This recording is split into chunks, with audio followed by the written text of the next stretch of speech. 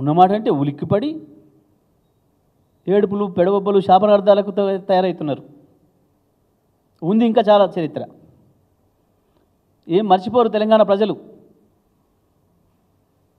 మీరు చేసిపోయిన గాయాలు మళ్ళీ మళ్ళీ గుర్తొస్తూనే ఉంటాయి. మీ చంద్రబాబులు, మీ రాజశేఖర రెడ్డిలు చేసినవి. ఒక్కటి,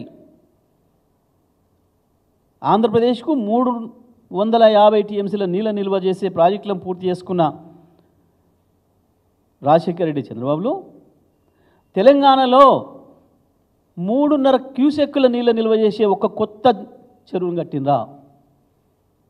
చూపిస్తారా? నిలబడతారా? చర్చకు వస్తారా? దమ్ముందా? ఉత్తమ్ కుమార్ రెడ్డి వస్తాడా? బట్టి విక్రమార్క వస్తాడా? లేదా ముఖ్యమంత్రి వస్తాడా? చేద్దామా చర్చ? అదే మహబూబ్నగర్లో చేద్దామా, ఖమ్మంలో చేద్దామా, వరంగల్లో చేద్దామా, ఆదిలాబాద్లో చేద్దామా, నల్గొండలో చేద్దామా?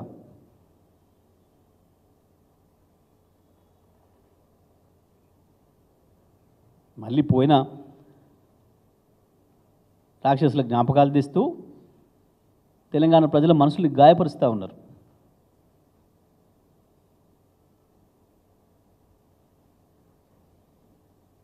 కేసీఆర్ వచ్చిన తర్వాత తెలంగాణలో వెలుగొచ్చిందా?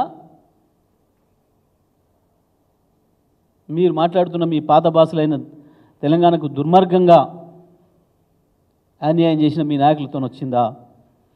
మాట్లాడదాం, రావాలి చర్చకు దమ్ముంటే. ఏ ఒక్కదాని మీదనైనా ఉద్యోగాల విషయంలో చర్చకు వస్తారా? ప్రాజెక్టుల విషయంలో చర్చకు వస్తారా?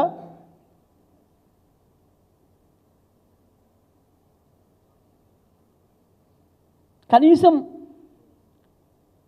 24 గంటల కరెంటు వరుసగా 5 ఏళ్ళు ఇచ్చి చూపించిపోతే దాన్ని నడపడం చేత కావట్లేదు. కాళేశ్వరం కట్టి వరుసగా 4 సంవత్సరాలు నీళ్ళు ఇస్తే ఉత్తమ్ కుమార్ రెడ్డి గారు నీ నియోజకవర్గానికి, నీ పాత నియోజకవర్గానికి, నీ కోదాడకు, ఇప్పుడు నీ హుజూర్ నగర్ ఏదైతే మా చిన్న సీతారాం